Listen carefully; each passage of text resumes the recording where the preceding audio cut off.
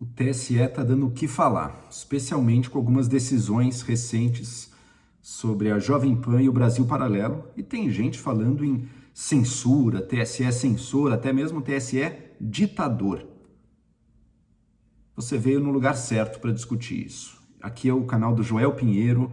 Eu busco sempre discutir assuntos da sociedade, da política, sempre com objetividade, mas adotando posição. E é o que eu vou oferecer para vocês aqui, mas aproveita, já se inscreve no meu canal, clica no sininho e compartilha esse vídeo aqui para a gente levar a discussão sempre mais longe. Em duas linhas, antes de expandir. Primeiro ponto, não vivemos uma ditadura do TSE, não, o TSE não é uma nova censura que está calando a liberdade de expressão, coisa nenhuma. O que está acontecendo, isso sim, e esse é o segundo ponto, é uma tentativa de aplicar as regras eleitorais que a gente tem faz tempo, pensadas para uma situação em que a comunicação é institucional, num novo cenário de comunicação, em que ela é muito mais pulverizada, e isso gera uma série de dificuldades e torna essa ação da justiça muito mais questionável num ponto, mas também inócua em outro.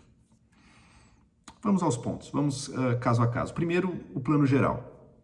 A gente está em tempo de campanha eleitoral. No tempo de campanha, valem algumas regras diferentes sobre o que você pode propagandear, promover ou não. Por exemplo, e acho que todo mundo vai concordar, se você tem mentiras sérias que podem impactar o resultado de uma eleição, é do interesse da sociedade que essa mentira não possa circular livremente, né? Que haja algum tipo de controle. Eu dou um exemplo que acho que todo mundo vai concordar. Por exemplo, suponha que um candidato começa a comunicar o número errado do adversário dele. Seria uma jogada muito suja, concorda? Seria uma mentira, poderia impactar sim o resultado eleitoral, se muita gente vê errar o número do candidato na hora da urna, poderia impactar. Isso não pode ser tolerado. Há certos tipos de comunicação que vão distorcer a democracia, que são nocivas à democracia. Esse é um deles. Mas uma série de mentiras, distorções, manipulações caem no mesmo caso. Por exemplo, acusações absurdas de crimes contra o outro candidato, calúnias horrorosas, criação de uma mentalidade paranoica de que o outro está te perseguindo, está indo cometer crimes, está indo calar você. Tem limite para tudo. Então não tem em si mesmo o fato da justiça eleitoral querer impedir algumas mentiras, algumas falas muito danosas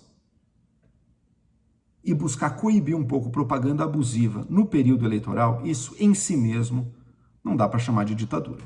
A gente pode aí sim questionar como isso é aplicado muitas vezes. E eu vou entrar aqui nos dois casos que estão sendo mais falados. Mas em si mesmo, o fato da justiça eleitoral estar trabalhando nesse sentido, no tempo de campanha ainda por cima, não podemos chamar de ditadura ou de grande censura.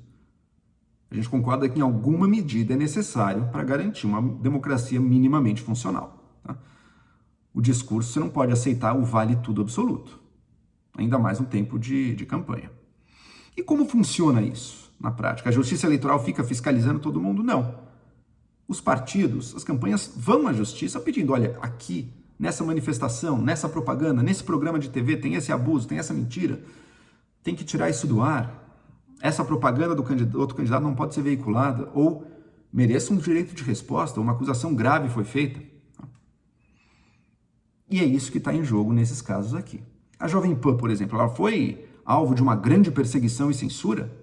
Não. O que aconteceu até agora, e podemos concordar ou discordar dessas decisões, é que foram concedidos alguns, se não me engano foram 3, alguns direitos de resposta ao Lula.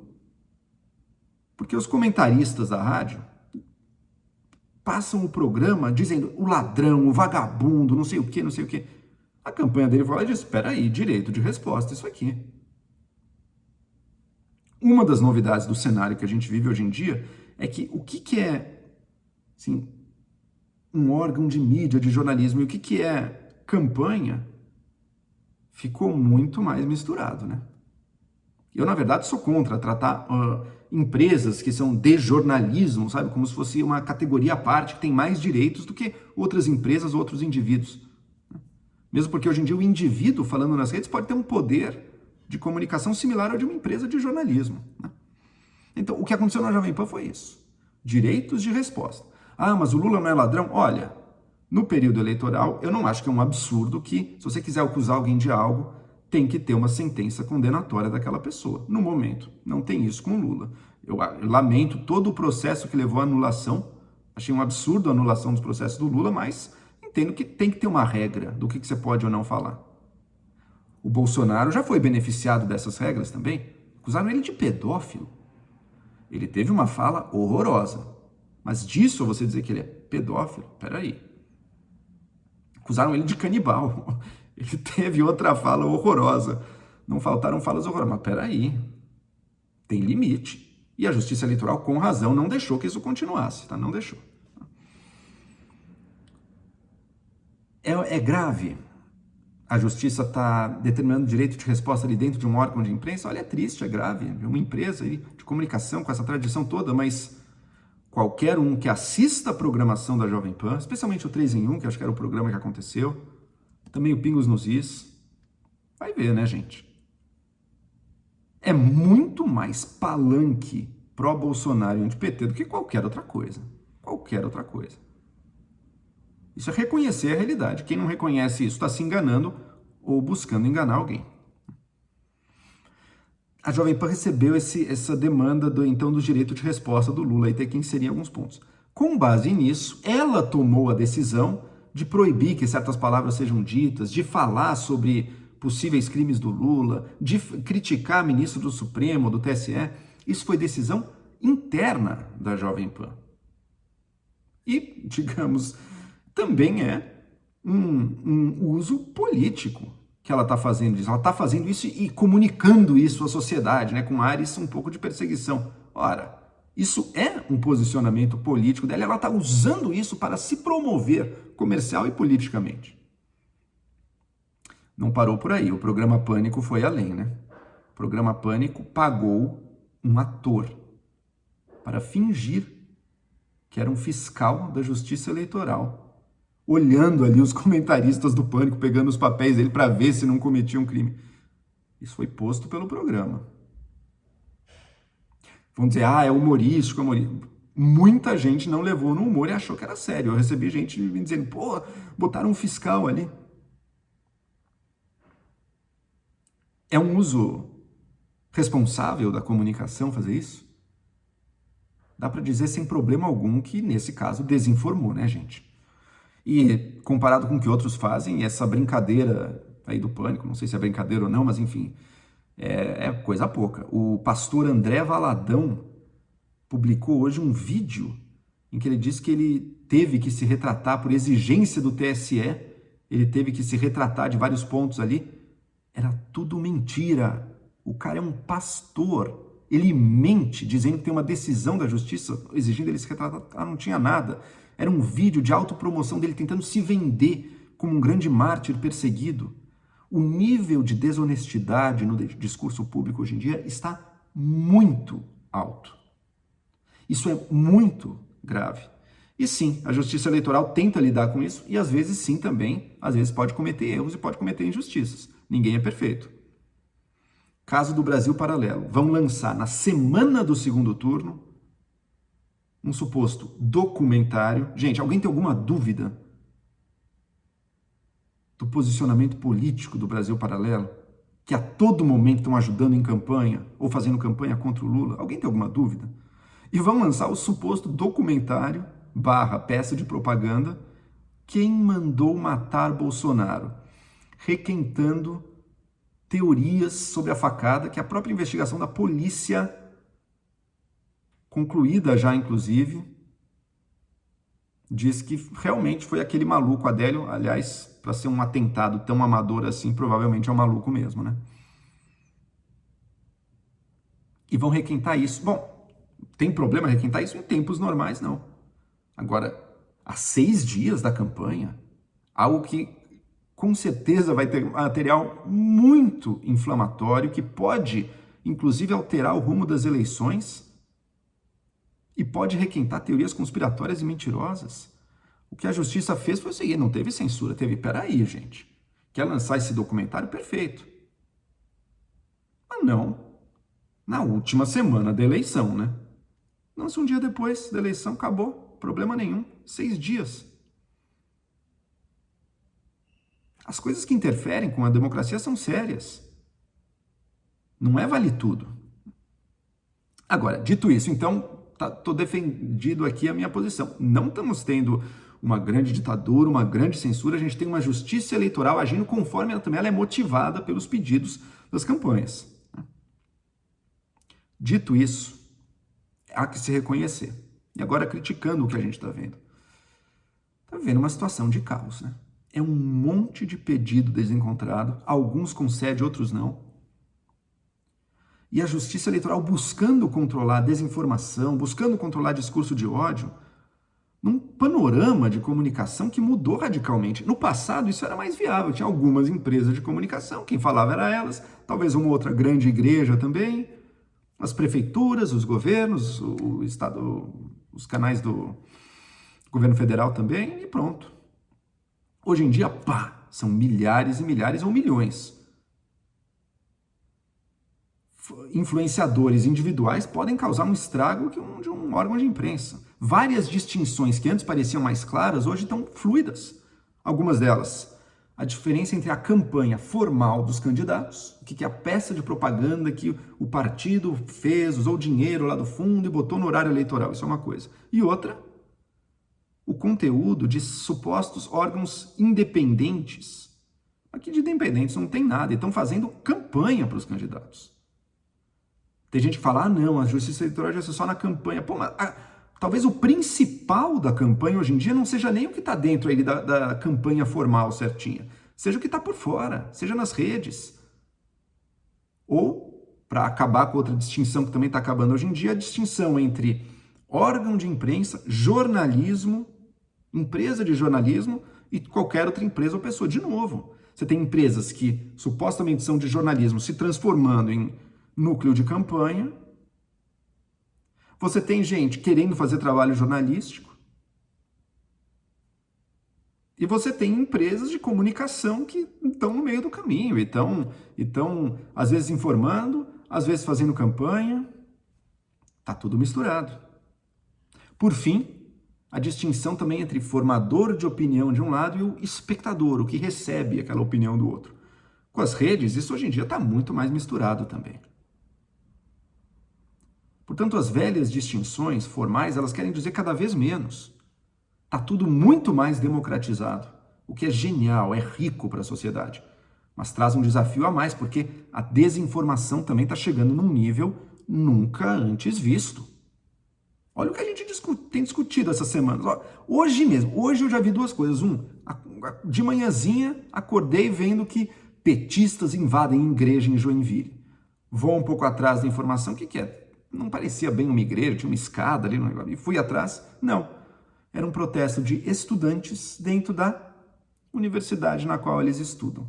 Sim, estudantes de esquerda, como em geral são esses protestos, mas era isso. Petistas invadindo a igreja, não tinha.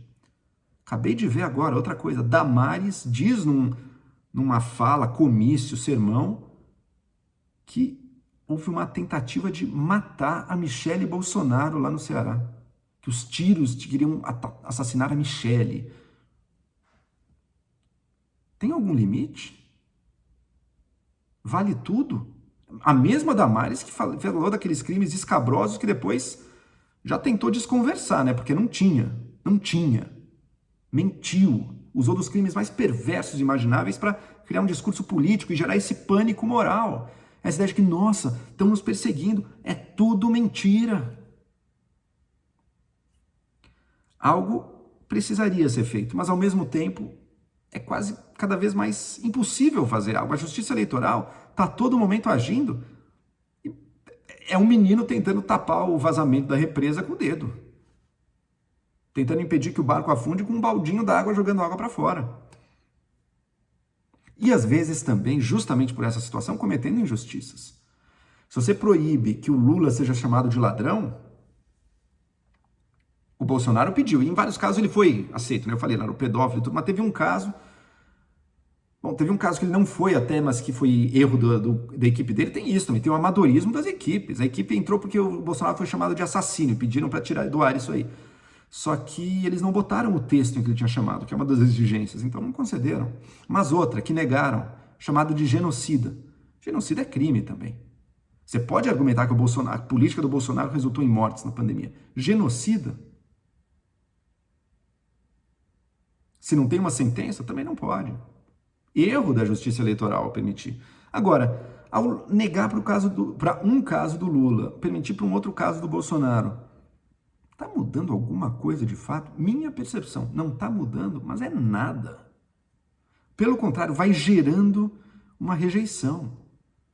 Só gera uma antipatia meio difusa. Às vezes você tem que ir atrás da informação e descobrir que não era bem assim. O pessoal usa essa informação também de forma distorcida para falar que está sendo perseguido, às vezes mentindo, como o Valadão, outras vezes só de uma forma mais distorcida. Não está saneando, pelo que eu vejo, pouco está saneando o debate, está gerando muito ruído. Eu acredito o seguinte, e talvez eu mude de posição se me mostrarem que tem outro jeito. Eu acredito que, dado essa situação em que a comunicação se pulverizou, a expectativa do controle, a expectativa de dar essa comunicação um nível maior, acabou. As instituições não são capazes de fazer isso. Então, o TSE, eu acho que tem uma função clara, assim, quando é mentira factual, tipo, falando que era invasão de igreja e não era, isso, ok, tira. Quando são interpretações, quando é um uso da retórica, quando é uma distorção, daí é mais difícil. Daí, hoje em dia, eu sou a favor de não tirar, a favor de deixar. Né? Então, por exemplo, e são interpretações que o juiz vai ter que fazer, né? Uma coisa é um discurso mentiroso, factual, isso aqui eu acho que é mais objetivo. Mas depois, um discurso que distorce, primeiro ponto. Depois, um discurso que exagera, não é nem distorcer, né? É só um hiperbólico, ele exagera. Ou então, um discurso que interpreta os fatos de uma maneira que, olha, até que é possível. Todos esses podem ser criticados. Né? Mas se a justiça tenta assim, sair só do factual e tentar nesses outros, a distorção, o exagero, para elevar o nível do discurso, quer dizer, ela vai ter que policiar tudo, então. Então agora não pode ter mais um discurso exagerado numa campanha eleitoral? O que pode? É só a discussão pura dos argumentos? Nunca foi assim. Justamente agora, nesse momento em que a comunicação está muito mais livre, vamos tentar impor a ferro e fogo que seja assim? Também não dá. E daí acaba criando uma aparência de duplo padrão, ou às vezes duplos padrões reais. Então, um lado vai muito mais à justiça, que é o lado do Lula, vai muito mais à justiça. Talvez também seja porque tem muito mais mentira e desinformação da direita bolsonarista. E tem mesmo, gente. Não existe paralelo do que a Jovem Pan, do que os comentaristas da Jovem Pan têm feito em nenhum outro canal de TV, por exemplo. Não existe paralelo do Zap bolsonarista. Agora surgiu Patrícia Leles, né, André Janones. Um dia talvez o negócio fique parecido. Hoje em dia não tem o menor paralelo. É muito pesado, é muito agressivo, é muito paranoico e é muito mentiroso. Mas às vezes cria-se realmente um duplo padrão real. Então o juiz já dá por aqui porque ele vê o grau de mentira e desinformação de um lado. Daí para o outro, que ele deveria tratar com a mesma rigidez, ele acaba não tratando. Gera uma série de problemas e a minha impressão é que esses problemas neste momento estão maiores do que a solução que ele está trazendo. Pô, Joel, mas então qual é a solução? Se a justiça eleitoral vai só limitar assim, a mentira factual mesmo. E eu acho que tem que ter, tá? Tem que ter. Qual que é a solução? Eu vou dar a resposta que talvez seja a pior de todas, mas que me parece também que é a nossa única aposta. A resposta, a melhora do nível do debate, a evolução, não vai vir de instituições, mas as instituições perderam poder. Ela terá que vir dos indivíduos. Ela terá que vir de nós, participando do debate público.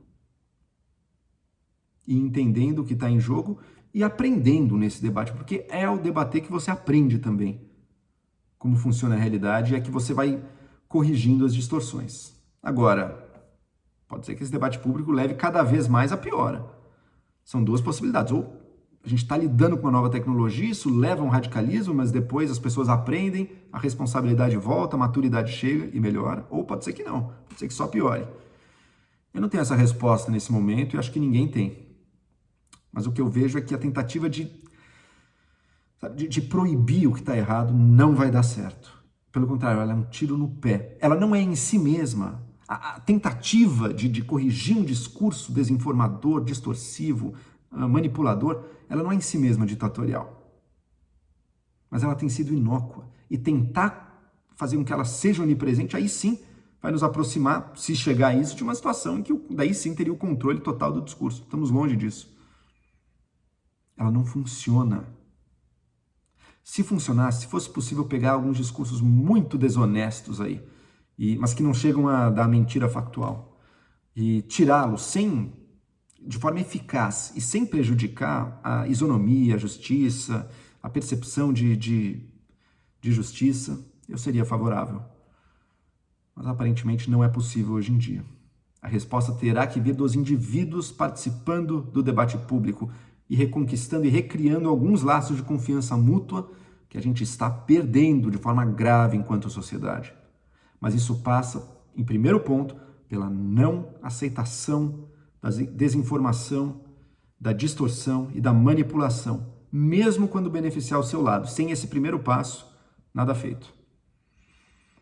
A eleição de daqui uma semana já é favas contadas, né? Todo mundo vai agir da forma que tem que agir, ninguém vai mudar e já vai ser assim, inclusive a justiça. Para o dia seguinte da eleição, a gente vai ter que repensar muita coisa nas condutas e no papel das instituições da nossa sociedade. Espero que a gente seja capaz de fazê-lo.